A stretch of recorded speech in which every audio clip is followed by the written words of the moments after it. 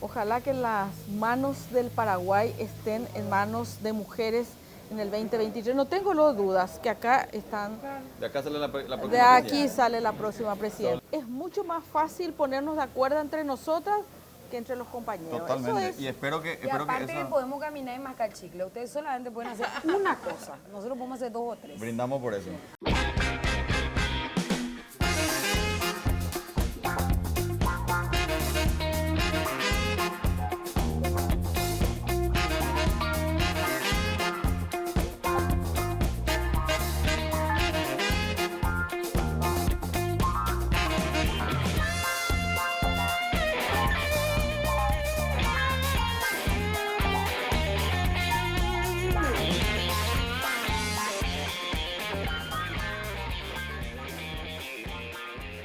Doctora Esperanza Martínez, ¿cómo estás? Katia González, Sole Núñez. ¿Qué tal, Fede? ¿Cómo estás? Bienvenida, gracias por estar con nosotros en la Mesa de los Lomitos. ¿Qué tal? Ustedes dos ya tuvieron el privilegio de estar en la Mesa de los Lomitos, solo la primera vez. Estoy inaugurando, Fede, pero muchas gracias por la invitación. Muchísimas gracias a ustedes por estar. Bueno, ¿qué comemos? Ya ustedes ya saben más o menos el menú, así que les dejo a criterio de ustedes la elección de la comida. Me habías dicho que hay algo al plato que puede ser Un árabe de pollo, árabe de pollo. pero al plato querés. Al plato. Al platito, así bien sencillo. Bien sencillo. Doctora. Lo más grande que haya. Un lomito doble Ella de come carne. mucho, sí. Con papa frita. Con paparito. ¿Sole? Yo me adhiero al También. pedido Al lomito al plato. Bueno, y tomamos una ronda de cerveza los cuatro. ¿Sí? Ok. ¿Está bien? Sí. Bueno. Te quiero pedir 2 árabes de pollo, 2 lomitos de carne, sándwich y 4 cervezas. Por favor.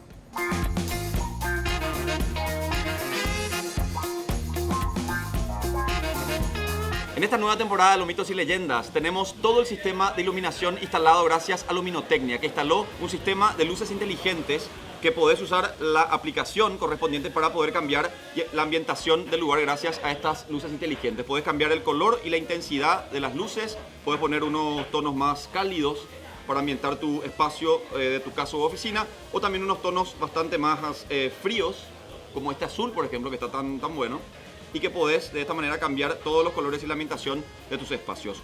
Conocé más de este servicio entrando a www.grupoluminotecnia.com.py.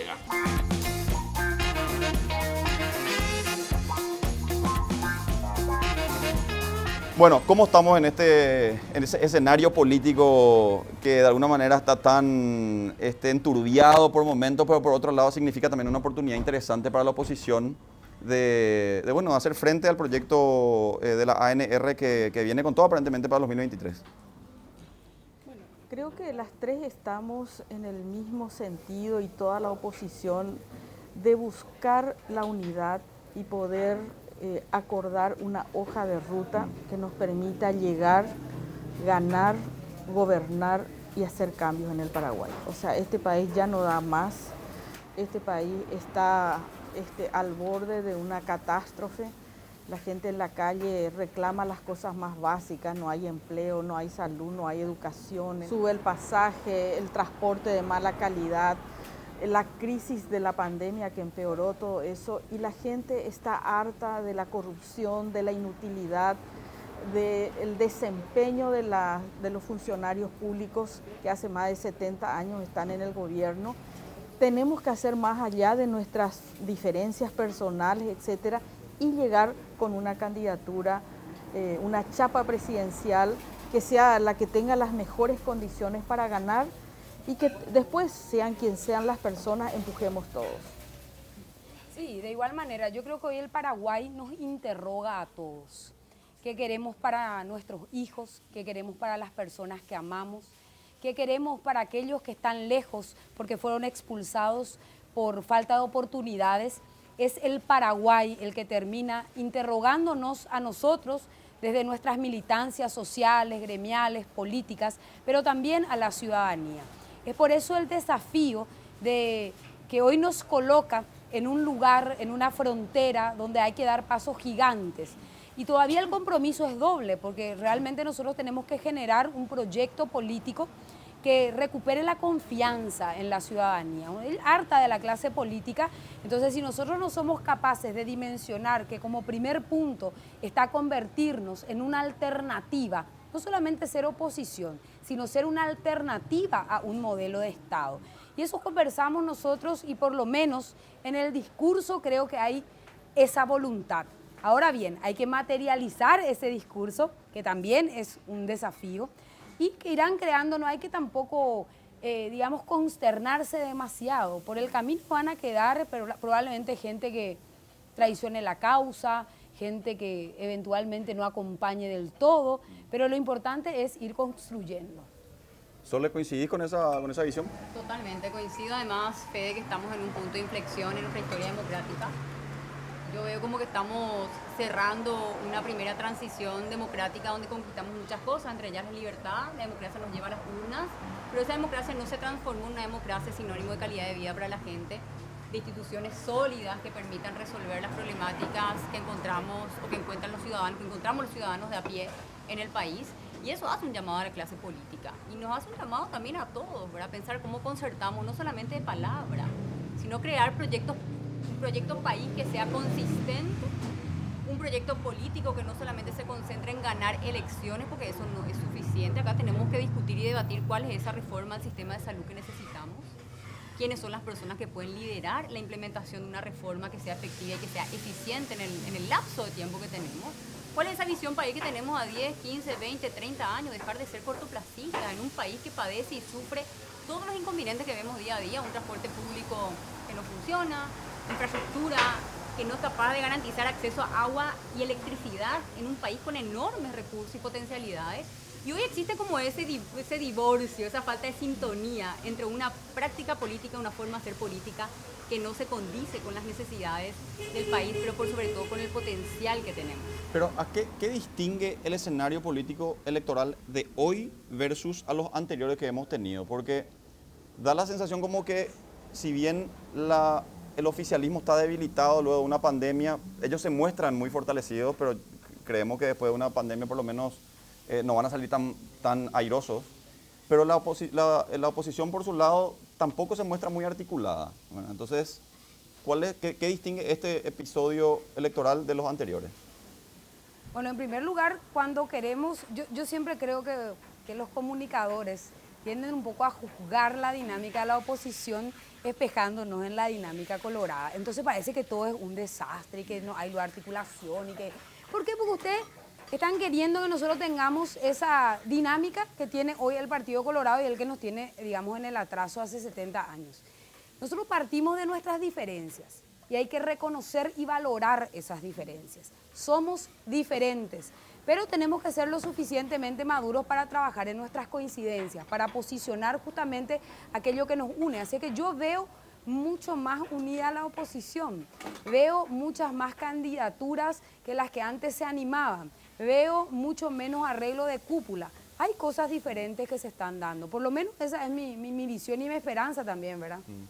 Pero esa distinción, o sea, esa falta de acuerdo aparente al menos que hay hasta el momento, ¿vos crees que es una cuestión coyuntural nomás propia de un proceso de articulación de bloques? No te vayas a apurar por el acuerdo. El calendario electoral marca los momentos. No hay que apurarse por eso. 31 de agosto es la fecha de la inscripción. Entonces, mientras tanto, es lógico que cada uno quiera ganar una musculatura para posicionarse, digamos, a nivel de la ciudadanía. ¿Coincidido, claro? Así es. Lo que pasa es que el tema de los acuerdos y de las concertaciones, no solo acá en Paraguay, sucede en Argentina, sucede mirando la región, ¿verdad? Lo que pasó en Uruguay, lo que pasó en Chile. Hay tendencias generalmente a veces desde el centro hasta las extremas izquierdas, pero si pensamos hacer un gobierno en democracia, lo que tenemos que aprender los paraguayos y en Latinoamérica es poder avanzar con las diferencias, pero lograr los acuerdos que nos permitan construir algo juntos. O sea, hay 20 cosas que nos dividen, pero 5 que estamos de acuerdo. Y esas 5 cosas tienen que ser la agenda país, tiene que ser aquello que va, como yo siempre digo, va a transformar la vida de la gente. La política transforma la vida de la gente. Si vos haces una política de vivienda, tiene que haber vivienda. Si haces una política de educación, tiene que cambiar la educación o la salud o el transporte, lo que quieras. Acá, ¿qué ha pasado? Que las políticas públicas fueron secuestradas por este modelo de corrupción clientelar, de atraco al Estado, ¿verdad? Para llegar, robar y apropiarse de todo lo público como un derecho privado. Entonces, claro, pasa un gobierno, pasa el otro gobierno, tanto a nivel nacional, y la gente está en el mismo lugar. Y eso es lo que hoy hay una indignación ciudadana. Y no solo acá, creo que la pandemia, creo que toda esta crisis climática que hoy nos coloca en una situación económica seria, estamos a punto de tener una tercera guerra mundial, hemos tenido explosiones sociales en Chile, que era digamos, el país de la estabilidad, el país europeo. ¿Por qué? Porque la gente no soporta más, digamos, las situaciones de carencia, las situaciones de desigualdad, que alguien tenga tanto, que alguien sea tan privilegiado y que el resto no puede comer 3 veces por día. Y eso es lo que nos mueve a todos a estar juntos acá y a tener una agenda común. ¿Vos crees, Sole, que es tan reversible a corto plazo esa situación que describe también la doctora Martínez? Sí, pero quiero ir a tu punto anterior, porque yo si bien coincido con lo que decían Katy y Esperanza, sí soy un poco quizá crítica ante esa necesidad de construir acuerdos que no solamente sean electorales, sino que sean por sobre todo programáticos. Y ese es el gran desafío al cual nos enfrentamos en el marco de esta concertación. ¿Por qué? Primero porque nunca lo hicimos a nivel país. Es la primera vez que se haría una concertación para definir una chapa presidente y vicepresidente. La chapa no, digamos, una concertación no es una alianza entre cúpulas. Eso implica que ejercitemos ese músculo para encontrar esas coincidencias que decía Esperanza y poner sobre la mesa y llegar con un proyecto de gobernabilidad, porque acá no es importante solamente ganar las elecciones, ojo, acá para resolver todos estos problemas que estaba mencionando Esperanza necesitamos un equipo capaz de gobernar el Paraguay y de tomar las riendas de la conducción nacional y llevar a la democracia hacia una democracia de resultados, con mayor sustento, con mejores políticas públicas, con capacidad de poder atender a las demandas ciudadanas. Entonces, el tiempo es corto, yo creo que ahí tenemos que ser un poco autocríticos, ¿verdad? Y sentarnos, lo hablábamos con Esperanza en el marco de cuál es esa gran reforma de salud que vamos a tener que impulsar. Esas discusiones también tienen que estar en este momento sobre la mesa. Yo creo que hay tiempo todavía, pero estamos urgidos también y creo que la ciudadanía nos demanda cuáles son esas líneas generales sobre las cuales nos vamos a sentar a crear una concertación, a ir a las elecciones en abril y en el futuro ojalá poder definir el futuro de la nación. Salud, porque ese perfil sea una mujer que... Yo soy un fiel convencido de que la que más mujeres en el poder en este país van a cambiar muchas cosas. Así que, salud, señora. Se tiene salud, se apoya, porque ustedes saben cuál es el lema, ¿verdad? ¿O no? Ustedes saben cuál es el lema.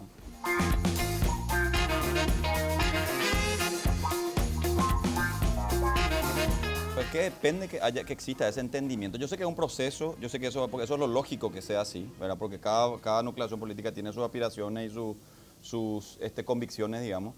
Pero el entendimiento, como bien lo dijo la doctora, se tiene que lograr, porque si no va a ser un fracaso otra vez el 2023 y el mensaje a la ciudadanía va a ser no crean en nosotros. ¿De qué depende que ese entendimiento se logre? De la voluntad, de la materialización de la voluntad más depende. Y para eso va a haber tiempo seguramente. Yo no sé qué vos opinás, Esperanza, con el tema. No, nosotros ya hemos planteado en el Frente Guazú, incluso cuando mandamos una carta para por este mes de marzo, digamos, ausentarnos, creó mucha mala interpretación, ¿verdad? Pero el tema de la concertación tiene una dificultad, es que un evento es la alianza o concertación alrededor de una chapa presidencial. Y otra cosa son las listas, que también queremos hacerla integrada, pero yo no creo que ahí lleguemos al 100%, no creo que la chapa sea igual. Entonces, ¿cómo votamos al mismo tiempo en 2 padrones en el mismo día? Y todos dicen, bueno, se puede resolver, pero yo hasta ahora no tengo una respuesta institucional de la justicia electoral. Entonces, pero por eso digo, hay cosas que son de carácter formal, administrativo. Después hay una realidad concreta, ¿verdad? Nosotros no podemos ser obligados a entrar en la disputa interna del Partido Liberal. Yo creo que el Partido Liberal tiene que ofrecer también algún esfuerzo de conciliación y creo que eso va a ser parte de nuestra presencia como intermediación para limar estas asperezas que parecen tan, digamos, no sé, imposibles de ser Hostiles. vencidas, imposibles de ser vencidas, pero hay una realidad. Yo creo que la realidad del reclamo ciudadano es el que nos interpela a todos. Cuando alguien quiera salirse de esto, que lo habrá, o cuando haya diferencias sustanciales en lo programático, no sé, si de repente nosotros queremos un sistema totalmente privatizado de salud, por dar un ejemplo, y otros queramos un sistema público, y estamos hablando de dos modelos irreconciliables, y ese es uno de los puntos, bueno, algún mecanismo habrá de decir esto es lo que la mayoría quiere, etcétera. Podrá haber diferencias, sabemos que hay temas más conflictivos que este, pero creo que en todo este proceso hemos estado, hemos participado, estamos presentes, y en política hay muchos espacios de negociación entre los partidos, mediadores, la propia realidad política, y bueno, y una vocación de poder que necesitamos en la oposición, decir, queremos ser gobierno, y para ser gobierno tenemos que ponernos de acuerdo, no hay otro camino. Te quiero preguntar algo sobre la retórica ideal para la campaña de la oposición, pero antes quiero darles la inauguración para poder comer tranquilamente ya, tipo ya habilita. ¿Viste que se habilita? Esta es una mesa tipo Mirta Legrand, diputada. Esta es una mesa tipo Mirta Legrand, el antagonismo de Mirta Legrand, Ustedes ¿verdad? que comentando, yo que es mi primera. Claro, entonces quería, claro, Mirta pues, ella es la que da el puntapié inicial, ¿verdad? Y dice, por favor, adelante, entonces quería ya básicamente hacer eso. Yo quería complementar ahí, Pedro, Sí. lo que decía Esperanza y lo que decía Katia también. Quizás soy más, no sé, idealista en la capacidad de funcionamiento que pueda tener la concertación. Yo creo de que tenemos que hacer absolutamente todos los esfuerzos necesarios para que funcione. Porque eso nos va a permitir estar en un nivel, digamos, en términos democráticos, que no tuvimos antes, ¿verdad? Porque sí requiere más esfuerzo, claro que trae sus complicaciones, ¿verdad? La complicación en términos legales, en términos administrativos, en términos financieros, etcétera, pero al mismo tiempo también genera una mayor presión para lograr esos acuerdos que puedan continuar después de una elección, ¿verdad? La alianza termina con una elección, la concertación permanece durante el proceso de gobierno, ¿verdad? Y es, en términos, digamos, electorales, casi como una segunda vuelta sin que tengamos segunda vuelta, ¿verdad? Hay una mayor legitimidad también de la chapa que va a competir contra el Partido Colorado en abril, que además siempre lo que se le reclama a los partidos más chicos y segundo, como que se define solamente democráticamente quiénes van a ser los candidatos, ¿verdad? Claro. Y yo creo que es el proceso más legítimo desde el punto de vista de construir una candidatura. ¿Cuál debería ser o cómo se debería construir esa retórica ideal de campaña para convencer al electorado, Soledad? Porque yo lo interpreto así al menos, no sé si ustedes coincidirán o no conmigo, pero creo que el ambiente hoy está tan enturbiado, ¿verdad? Porque por un lado el Partido Colorado ya presenta sus dos candidaturas, en la oposición todavía, bueno, Katia me corregía recién y según ella está mucho más articulado de lo que parece.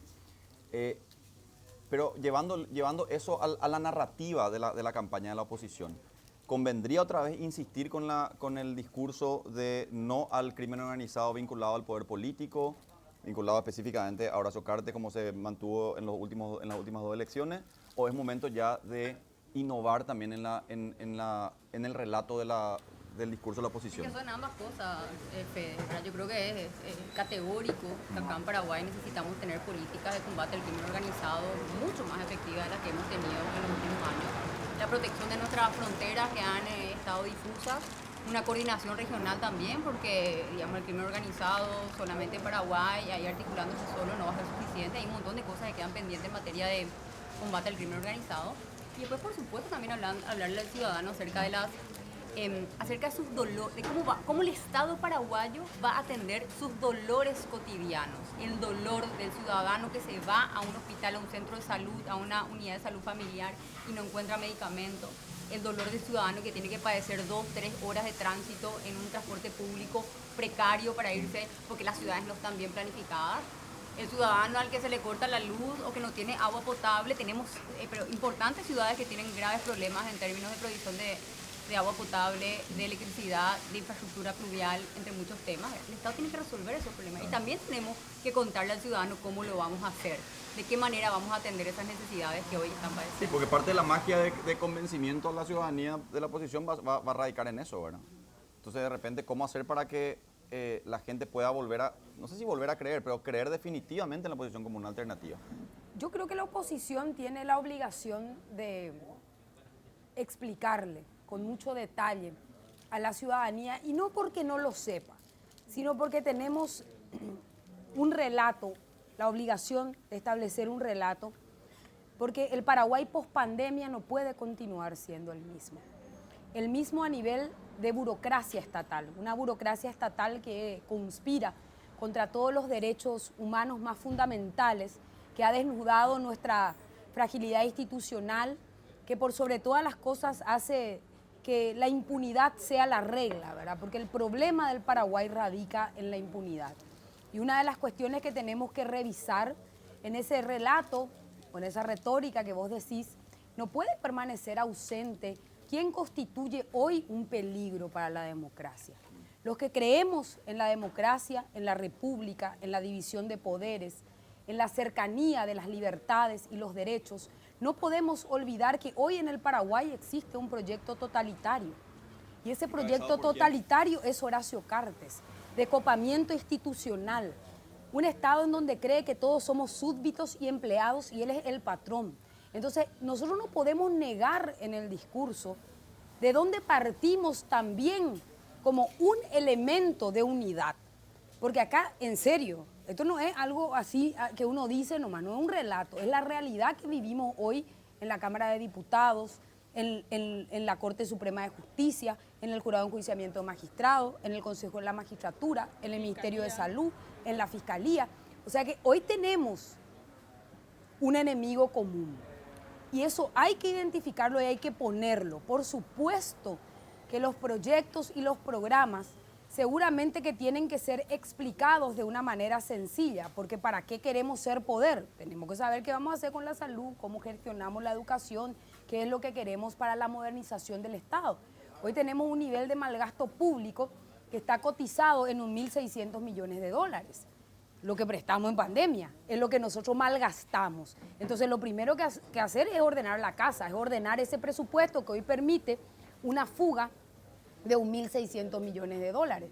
Nos tendremos que poner el tema de Itaipú como algo transversal. La renegociación del anexo C le va a tocar a la próxima presidenta de la República del Paraguay. Vamos a hablar un poco en femenino, ¿verdad? Le va a tocar a esa mujer que lidere la silla presidencial. ¿Vos coincidís, Sole, con esa descripción que hizo Katia en relación al, ella lo dijo, el enemigo común, digamos, ¿verdad?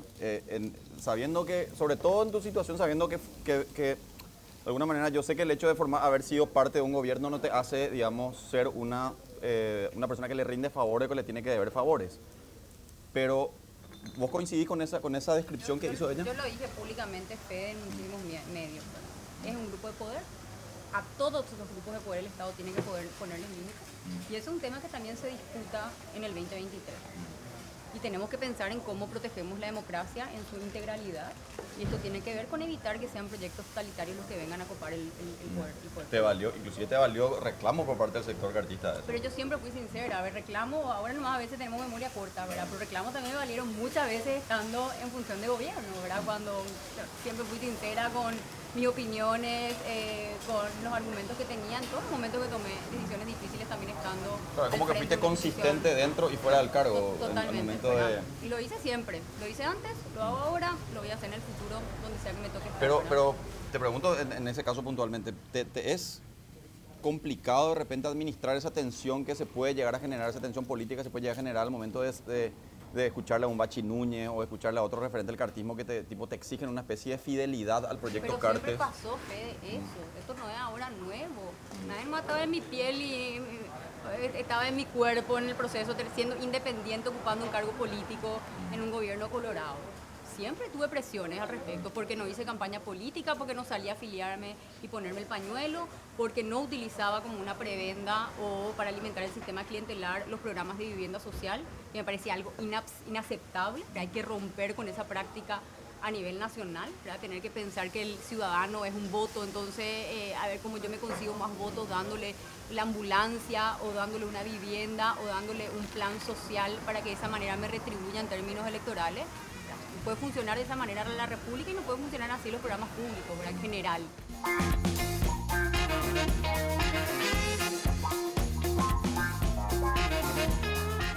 En ese ejercicio democrático de tener que escuchar de repente a personas con las que normalmente no coincidís, pero que de alguna manera se les pone en el mismo lado de la oposición, ¿es cierto que ustedes pusieron como condición de que si Patria formaba parte de la concertación, ustedes no iban a formar parte como Frente Guasú? Bueno, nosotros creemos que si se habla de una línea programática y Patria Querida está de acuerdo con esa línea programática, seguramente. Dudo nomás que podamos ponernos de acuerdo en términos generales con Patria Querida, ¿verdad? Por las diferencias que venimos sosteniendo sobre temas estratégicos, sobre todo en el ámbito social, ¿verdad? Pero por eso es que nosotros decimos que el acuerdo no pretende ser un acuerdo del 100% de la oposición, pero sí que sea un acuerdo que tenga claramente para qué nos unimos. ¿Para qué nos unimos? ¿Qué vamos a hacer juntos? ¿Y qué resultados le vamos a dar a la gente? Yo insisto, ganar elecciones, nosotros ganamos en el 2008 y nos fuimos a nuestra casa. Y hubo crisis de gobernabilidad, hubo traiciones, tuvimos dificultades que no pudimos avanzar en muchas cosas. Hoy eso no puede volver a suceder. Por eso es que esto que planteaban acá las compañeras tiene que tener básicamente una línea clara que pueda definir en por qué nos unimos, qué vamos a hacer juntos, que son acuerdos mínimos. Yo no estoy hablando de un documento de 100 páginas, pero tenemos mínimamente que hacer acuerdos de transformaciones, no de continuismo, de disrupción. Hay que romper lo que existe hace más de 70 años y plantearnos una alternativa diferente que avance hacia profundas transformaciones. No hay gobierno que va a terminar en 5 años lo que necesitamos, pero necesitamos hacer.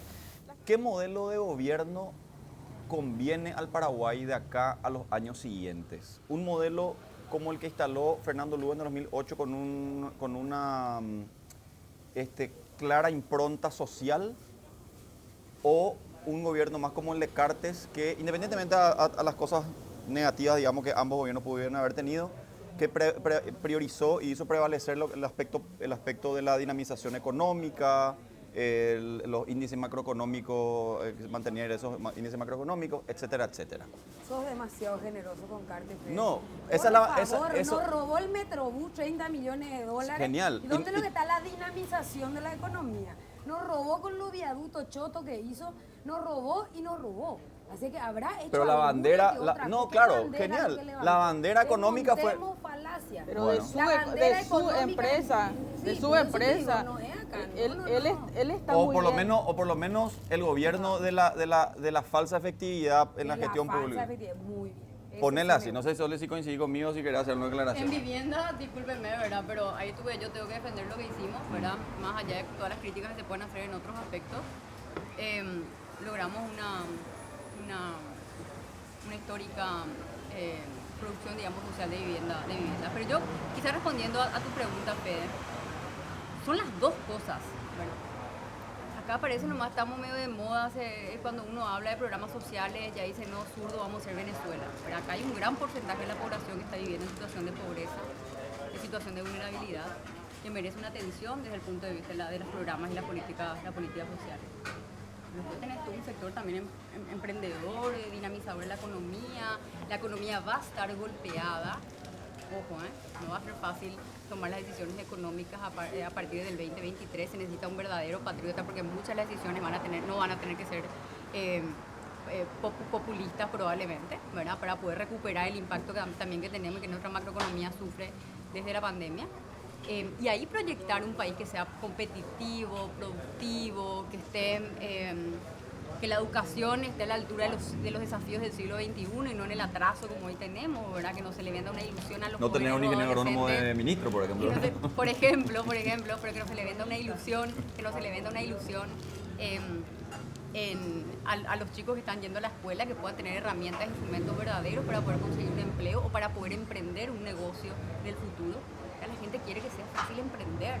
Las micro, pequeñas y medianas empresas sostienen el 70% del empleo nacional y no tienen políticas públicas que les den contención con un sistema de protección social que también es deficitario. Lo vimos en la pandemia un sector informal que tiene que formalizarse, pero hay que mirar eso con ojos también sociales, digamos, no solamente condenar al informal, ver cómo ayudar, cómo el gobierno puede hacer que sea más fácil ser formal. Eso es lo que te dicen muchos de los microemprendedores que están en la calle, que están sosteniendo la economía paraguaya. O sea, hay que mirar, hay que cuidar la economía y hay que también atender a los sectores más vulnerables y hay que construir de esa manera un Paraguay que sea inclusivo, que progrese, que se inserte fácilmente en el mundo, que pueda otorgar garantías también para el desarrollo y bienestar a toda la familia del país. Hemos sobrefestejado la macroeconomía. Ya llegó el momento de decir... De desinflar el globo. Exacto. Vamos, ya está, ya sabemos, ya festejamos cuánto, 15 años. Pero convengamos que Carter agarró el gobierno con una proyección económica interesante después del 2000, ¿cuándo fue el crecimiento económico? ¿2010? Del 15%. Lo que hablo nomás es que ya sobrefestejamos la macroeconomía y voy a empezar a trabajar en la microeconomía. En esa economía que es de bolsillo, del ciudadano. Pero para aclarar nomás mi punto anterior, esa era la bandera. Pero esa era la bandera con la cual la imagen que construyeron ellos, bueno, ¿verdad? Esa imagen ahora, hay si que, es cuestionable o no, la así como es cuestionable también de que si fueron o no efectivas las políticas sociales del gobierno de Lugo. Se puede también cuestionar eso, ¿verdad? Claro, lo que estamos cuestionando es el modelo. ¿Y qué pasa con este modelo en que en 9 años aumentamos acá al 37% del PIB? Y la pregunta es, la gente que nos está escuchando, ¿cuánto de esta deuda pública que vamos a pagar por 40 años? Yo no sé si te puedo preguntar tu edad. 36 años. Bueno, cuando vos tengas 76 años, vamos a pagar la deuda de Cartes y de Marito. 76 años. Entonces, si es que nos hemos endeudado casi 3 o 4 veces más en 9 años, y esa riqueza que fue incorporada a modo de deuda, pero que es para desarrollo, el gran problema que tiene este modelo económico es que piensa en una élite que se beneficia y no piensa que somos 7 millones de paraguayos. Entonces no es un problema de ser social o ser económico. El problema es que el gobierno es para mejorar la calidad de vida de la gente. Entonces aquí lo que ha habido es un acaparamiento de los fondos, de la riqueza para pocos. Y lo que necesitamos es como dice, creo que es Fernando Massi, una prosperidad compartida. Acá lo que necesitamos es que haya redistribución. Pero para que haya eso, la clase más privilegiada tienen que renunciar a muchas cosas que no están dispuestos a renunciar. Bueno, veremos si están dispuestos o no a renunciar, pero yo creo que la realidad social es interpelante.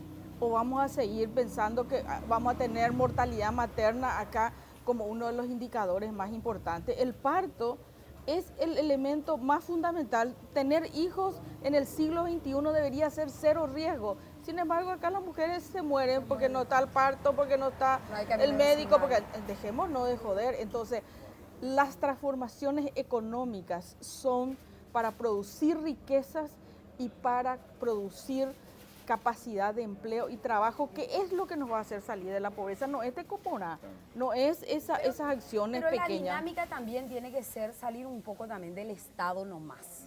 También tenemos que entender que el sector privado tiene que tener las condiciones para generar empleo, trabajo, para... Bueno, pero ¿qué pasa hoy con eso? Qué bueno que trae eso a colación. Porque ¿qué pasa hoy? La inversión privada es lo que te dicen los empresarios. Todos los empresarios que invierten en este país te dicen, nosotros sentimos que estamos acá y la inversión pública se queda por el camino. Y es como que no se acompaña. Entonces ellos tampoco se ven desalentados. ¿Cómo pública si no quieren pagar impuestos? Se ven desalentados en...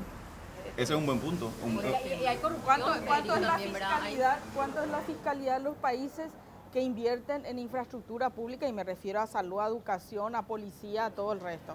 Entonces acá no quieren pagar impuestos, no quieren pagar sueldo mínimo, no quieren seguridad social, no quieren contrato, no quieren sindicato y quieren tener una ganancia de 400% y encima su contabilidad es en negro. No sé, es el sueño del pibe, no sé. Entonces, después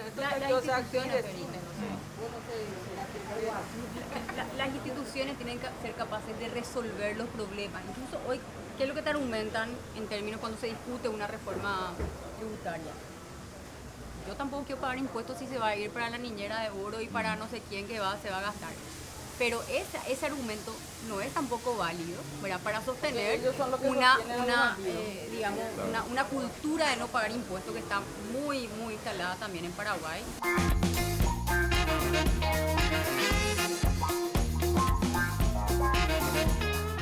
Un gobierno encabezado por una mujer puede llegar a devolver la esperanza de la discusión de temas largamente postergados en este país, temas sensibles que generan fricción desde que se dice la primera letra de esta palabra, ¿verdad? Tema de salud reproductiva, salud sexual y de alguna manera atender esta dramática situación de este descontrol y esta indiferencia que hay en relación al tema de la violencia de género. ¿Cómo se va a hacer para transitar ese proceso difícil y complejo, digamos, al momento de tener que luchar con tantas instituciones que están ejerciendo su resistencia a que se instale una cuestión así? Pero en el marco de un gobierno feminista, digamos, un gobierno de una mujer, eso puede llegar a ser posible. ¿Ustedes se animarían a presentar proyectos de fondo que atiendan esta realidad? No, yo creo que el tema, si tocamos el tema, digamos, de la salud sexual, acá tenemos 600 niñas madres por año que están entre 10 y 15 años. Eso tenemos que terminar con eso. Yo soy médica, soy salubrista y soy mamá, las tres cosas. O sea, es impensable que hoy nazcan dos niñas o niños de una niña. Mañana van a nacer dos y ayer nacieron dos. Esa es la estadística. Una niña de 10 años, madre, es una niña abusada. Entonces, tenemos la tasa de mortalidad materna todavía de los países de bajo desarrollo. Tenemos el embarazo adolescente más la tasa de embarazo más alta, entre las más altas de la región. Y tenemos niñas abusadas que son madres con una normalidad total. Claro que eso tenemos que abordar con políticas de educación, etcétera. Seguramente va a ser un tema difícil de abordar, pero ¿qué va difícil? ¿Que se sigan embarazando estas niñas o que podamos... Los lectores no entienden eso. Y hay que conversar con ellos, hay que conversar con ellos. Yo me imagino que hay que llevarlas a los hospitales, hay que llevarles a que conozcan la realidad. La pregunta es, hay que avanzar sobre si eso. una mujer puede poner sobre la mesa, si va a tener la fuerza de poner sobre la mesa discusiones que ya en la región se dieron hace 10 años. Reconocimiento de la diversidad sexual, la interrupción voluntaria del embarazo, atender la salud sexual y reproductiva. O sea, son temas que, como le digo, generan una yo creo que esto va a ser este es un gobierno de concertación, no es un gobierno, ojalá fuera un gobierno feminista, ¿verdad? Este es un gobierno de concertación y vamos a priorizar una agenda que sea aquella que toque los problemas de la gente. Estábamos diciendo, el problema, digamos, del matrimonio no son los problemas que hoy reclama la gente hoy quiere trabajar. La gente hoy tiene un título y no sabe dónde irse porque no tiene empleo. La gente quiere agua potable, quiere caminos, quiere seguridad alimentaria, quiere tierras, quiere que se recuperen las tierras malavidas, quiere que haya seguridad, quiere que deje de que haya drogas corriendo en las escuelas, corriendo en los barrios, en los asentamientos. Esos son los problemas. Estos otros van a estar en el debate social. Vamos a seguir con el debate social, pero no creo que sean, no sé, qué dirán las compañeras, pero no creo que eso sean. Se quiere centrar en esas políticas, pero los problemas de la gente son mucho más sencillos y concretos y esa tiene que ser la agenda de prioridad de una concertación donde hay varias miradas, varias visiones y si vamos a gobernar democráticamente, vamos a tener que hacer políticas de consenso. Mujeres, por supuesto que vamos a tener agenda que involucren a las mujeres, ¿verdad? Eso es algo pero no necesariamente eso innegable, significa ¿verdad? feminista.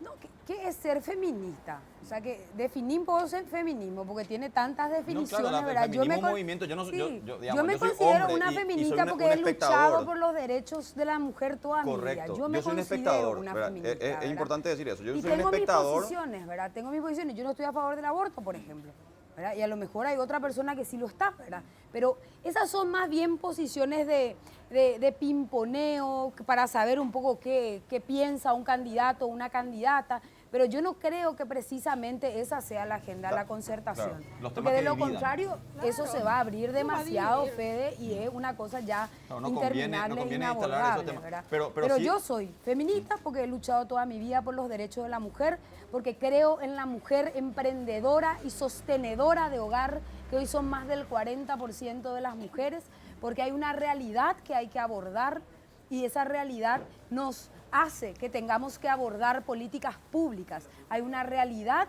que habla de feminicidios, hay una realidad que habla de violencias estructurales en el hogar, hay una realidad que habla de niñas madres, hay una realidad que habla de abusos, hay una realidad que habla de trata de blancas. Entonces, claro que esos temas tienen que estar en la mesa de discusión. No creo que sea como prioridad de la concertación, te soy sincera, pero sí creo que cualquier gobierno que realmente se interese en que la gente pueda vivir mejor, no podría eludir esos temas. Y hay que decir que aquellos que quieren llevar esto por otro lado, va a existir siempre. Nosotros cuando hemos tratado la ley de paridad, no ustedes, porque ustedes salió mucho más fácil en el Senado, pero cuando hemos tratado en diputados, había grupos que no sé qué es lo Hablaron de no sé, infanticidio. hablaron de cosas así que no tenían nada que ver con una ley que aprovecho. El Partido Liberal dio un gesto enorme en esta última convención aprobando las listas paritarias en los cargos plurinominales. Hay que felicitar a las compañeras liberales porque finalmente es el reconocimiento de una realidad. Somos el 51% de la población. Y no porque queremos una ley de paridad significa que estamos siendo financiadas por no sé qué organización y se meten todo un montón de fantasmas que realmente dan risa por no ponerse uno a llorar de lo atrasado que podemos estar. Acá hay que atarse a la ciencia. Hay una ciencia que nos habla de lo que es correcto y lo que es incorrecto. Hay una ciencia que dice que una niña de 10 años, de 8 años no puede ser mamá. Es una niña. ¿Verdad? Porque es una niña, porque no está preparada por Dios. Entonces son situaciones que por supuesto a mí como mujer, si no tengo hijas, tengo varones, ¿verdad? Pero yo como madre, como tía, como amiga, o sea que yo no me imagino verle a mis sobrinas o a la gente que amo que está corriendo ahí teniendo que sufrir un abuso y que el Estado se mantenga indiferente porque tiene no sé qué en la cabeza, ¿verdad? Entonces hay cosas que yo creo que van a tener su espacio también, ¿verdad? Yo creo que sin duda van a ser priorizados los temas que afecten a las mujeres, Fede, con una presidenta mujer. De hecho, Augusto Robasto decía que la verdadera democracia va a empezar cuando en el Paraguay tengamos a una mujer como presidente. Y esto sin duda nos va a llevar a discutir muchos temas que también ponen el ojo al Congreso como el órgano deliberativo.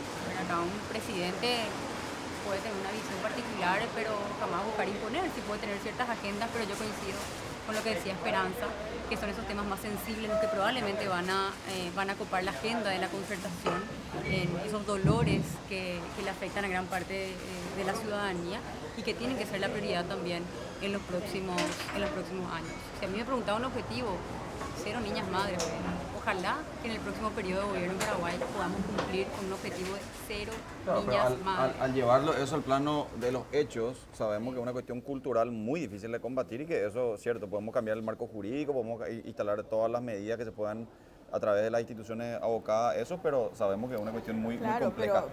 Pero eso se hace con campañas. Yo Sí. recuerdo, yo estudié salud pública en Bélgica y te estoy hablando de hace varios años, no voy a contar cuántos, y se hizo una campaña en toda Europa para que los niños que eran abusados en las casas hicieran la denuncia a los maestros, ¿verdad? Para que el maestro pueda hacer. Y yo creo que nosotros debemos hacer una campaña para que los niños sepan cuándo son abrazados con cariño y afecto y cuándo son toqueteados. Y esas son campañas de educación, de decirle que papá te puede abrazar, tu hermano, porque el abuso está en el ámbito familiar en la mayoría de las veces. Entonces hay que hablar con los niños, hay que hablar con los padres. Y creo que esto es un proceso largo, pero no es un proceso que bajo ningún punto de vista creo que ningún gobierno puede dejar de lado. Con más o menos énfasis tenemos que avanzar hacia una sociedad menos violenta y con garantía de derechos y más todavía niños y adolescentes.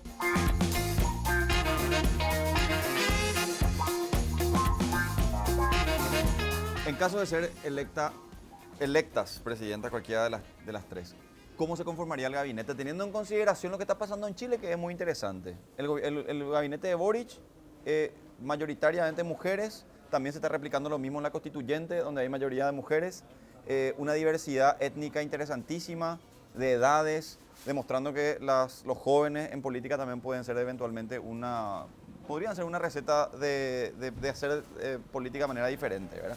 ¿Cómo conformaría tu gabinete en caso de ser electa? Bueno, en primer lugar, cuando hablamos de un gobierno de concertación o de acuerdos o de alianzas, estamos sujetos también a lo que podamos sellar en ese acuerdo, ¿verdad? Un gobierno que esté caracterizado, obviamente, que por la capacidad, la idoneidad, la visión que tenga ese grupo es fundamental. Obviamente que me gustaría que las mujeres podamos ocupar espacios que toda la vida fueron reservados a los hombres y que no han impactado muy favorablemente. Una ministra del Interior, por ¿verdad? ejemplo. Por ejemplo, ¿verdad? O sea que hay como que hacer un poco un ejercicio disruptivo, porque si ya tenemos hasta 70 años una misma fórmula y no está funcionando, ¿por qué no probamos algo diferente? Y vemos una experta en seguridad, una persona que tenga esa visión y la ponemos como ministra del Interior, por ejemplo, puede dar a lo mejor buenos resultados. En el tema de educación tenemos que buscar justamente al revés, no una persona tan política que utilice justamente el ministerio como una plataforma política electoral que después le hace tanto daño, ¿verdad? Las transformaciones que necesita el Ministerio de Educación son terribles, tremendas, entonces necesitamos tener una persona con mucha sensibilidad. Entonces hoy cerrarnos a decir va a ser esta la conformación, creo que es demasiado apresurado y soberbio también cuando estamos hablando de un gobierno compartido. ¿El gabinete ideal cómo sería? Mi candidata no te da fe. Pero está bueno ya por lo menos manejar escenarios. También creo que va a ser un poco producto del debate y los acuerdos en la concertación, pero sin duda me gustaría ver a muchas mujeres ocupando espacios de decisión. Creo que las mujeres estamos súper capacitadas para poder llevar adelante las riendas de las distintas instituciones en Paraguay.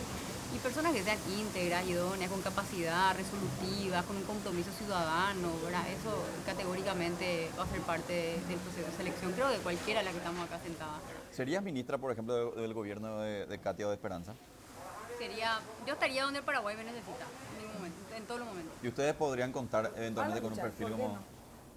No, pues es bueno eso, porque a mí me gusta que de repente en momentos así, que es lo que les decía un poco antes al comienzo, es momento también de bajar un poco los decibeles de la confrontación política y decir, de reconocer las virtudes que tienen quizá otras personas con las cuales podrían ustedes eventualmente construir algún tipo de concertación, alianza, claro, lo que sea, ¿verdad? No, una virtud, por ejemplo, que es reconocido a nivel país fue el sistema de salud de Esperanza, discúlpame, el que te va y donde te va, dice cuando Esperanza estaba en el Ministerio de Salud había medicamentos. Es como hay una añoranza muy fuerte en ese tema que es muy sensible. O sea que hoy tenemos reconocimientos y valores que podemos ver, ¿verdad? El reconocimiento de la gestión de Soledad al frente del ministerio es también una cuestión que siempre salta en grupos, ¿verdad? En conversaciones. Creo que salta un poco más salud porque es un tema más, digamos, sentido, más cotidiano, pero el tema de la vivienda también es un déficit histórico. Entonces, las mujeres hemos demostrado eficiencia, hemos demostrado honestidad, hemos demostrado coherencia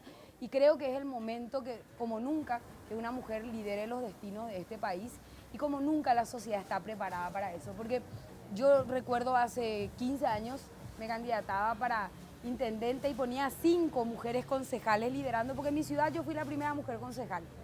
Quería que haya más mujeres concejales. Y todavía era como, ¿qué es lo que hace, verdad? Esto no hagan. Era una cosa así muy resistida el hecho de compartir un equipo todo de mujeres. Sin embargo, hoy no. Hoy la gente reconoce, valora y pide una mujer en el poder. Gobierno paritario, un ejecutivo paritario, si es posible acordar con los compañeros, es un avance la paridad política en las carpas del Partido Liberal, que sería de los aliados más importantes y sobre todo con mucha influencia, de modo que esta decisión nos ayuda. Y yo creo que el gobierno tiene que centrarse en un gabinete que se acompañe de una línea estratégica de acción. Acá un gobierno como el que va a subir con tantas fragilidades en términos de construir gobernabilidad política, con problemas económicos, y con una agenda de transformación que no va a ser fácil, necesita mucha participación social, mucha legitimidad, mucha capacidad de comunicación y tiene que ser un gobierno ampliamente democrático. Antes de irnos a la parrilla, vamos a cocinar los cuatro. O sea, ustedes van a cocinar. ¿Qué virtudes ves en ambas, o sea, entre las tres? ¿Qué virtudes se ven entre ustedes como candidatas a la presidencia? Ay, yo en las dos veo muchísimas virtudes. Veo cosas que yo no tengo. Por ejemplo, veo mucha tranquilidad. Yo soy mucho más así histriónica, veo aplomo, veo tranquilidad, veo transparencia, veo honestidad, veo convicción. Son algunas de las virtudes que veo en mis compañeras. ¿Doctora?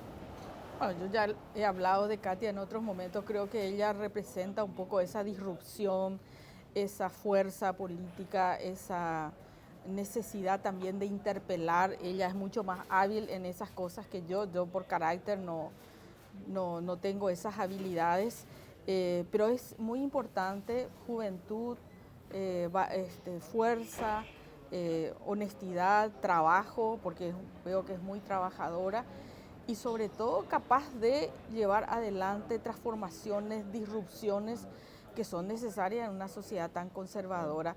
Y Sole es como más parecida a mí en el carácter y creo que le antecede una gestión, una persona preparada y sobre todo con unas habilidades en la gestión pública que no es menor. Yo siempre digo que hacer política y hacer gestión pública, 80% inteligencia emocional.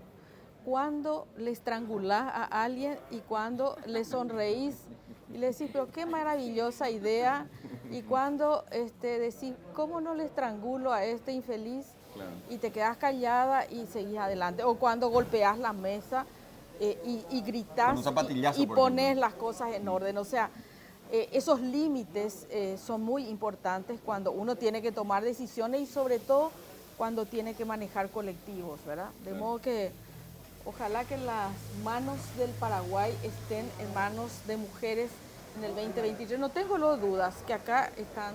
De acá sale la próxima De presidenta. aquí sale la próxima presidenta. Sole. Yo le admiro mucho a Esperanza y también a Katia, a ambas. Creo que son mujerazas, la verdad que lo mejor que puede tener el Paraguay. Esperanza es sinónimo de capacidad, de integridad, de compromiso, de visión de largo plazo. Katia también determinación, convicción, integridad, ese compromiso, digamos, con la causa a toda costa, que creo que ambas tienen cualidades que son súper admirables, las cuales los paraguayos tenemos que estar muy agradecidos de tenerlas a ambas en el Congreso. Creo que son grandes representantes en el legislativo y al menos yo estoy súper contenta con tenerlas a ambas en ambas cámaras. Buenísimo. Quería hacer ese ejercicio porque de verdad, como les digo, creo que es momento también de hacer tener un discurso más sensato en relación al... Él cree que va a ser... Bueno, nosotros hace rato estamos haciendo ese ejercicio. No, pero digo nomás que... Está atrasado este chico. Pero una cosa es lo que sale en la intimidad, digamos, en sus conversaciones. Otra cosa es lo que se exporta a la opinión pública. Nosotros hemos, creo que, logrado una estrategia entre las mujeres que estamos militando en la lucha de visibilidad, de reconocimiento, de autorreferencia, de referencia. Yo creo que estamos un gesto de madurez política muy fuerte, sí, Katia. pero eso estamos haciendo. Y por eso te digo, yo quiero reconocer eso y quiero poner el lugar en el que corresponde eso, porque con lo de la paridad, creo que se dio una lección, una bofetada a la clase masculina política, ¿verdad? De tener que cambiar las cosas y de tener que, de alguna manera, también ceder un espacio que ni siquiera tienen que ceder, que corresponde luego. Es mucho más fácil ponernos de acuerdo entre nosotras que entre los compañeros. Totalmente. Y espero que podemos caminar y mascar chicle. Ustedes solamente pueden hacer una cosa. Nosotros podemos hacer 2 o 3. Brindamos por eso. Brindamos, señora, por eso. Gracias por venir. Y bueno, y ahora nos vamos a la mesa de los lomitos. Ahora sí es la parrilla en realidad, para cocinar los lomitos. Ay, mi casa cocina, Sí. mi marido.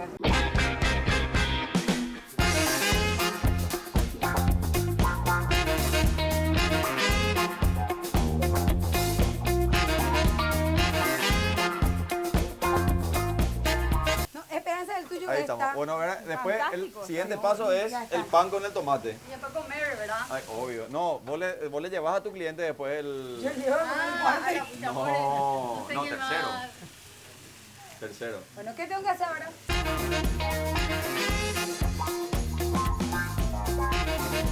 Señora, ¿usted quiere un lomito hecho por Soledad Núñez? ¿Quiere un lomito? Por la señora. No, usted elige la lomitera que quiere. Entiende quién sabe Sí, cocinar. brillante. Sí. Yo el mío no le recomiendo, señora.